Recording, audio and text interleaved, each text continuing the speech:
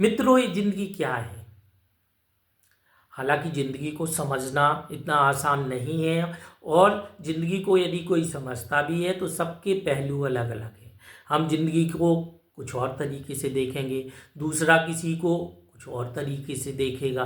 ठीक वैसे ही है कि आपने सुना होगा कि किसी गांव में जो अंधे रहते थे वहाँ पे हाथी आया।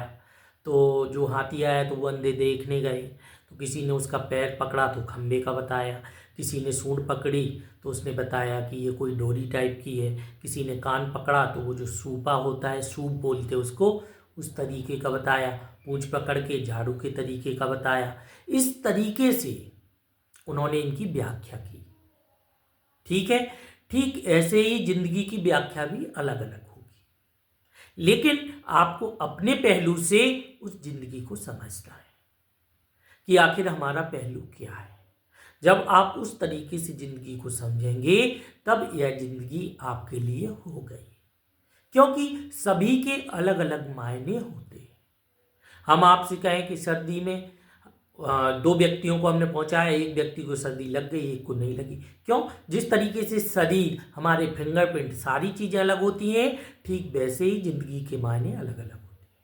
आपको करना यह है कि अपने मायने को समझकर उस पर काम करना है।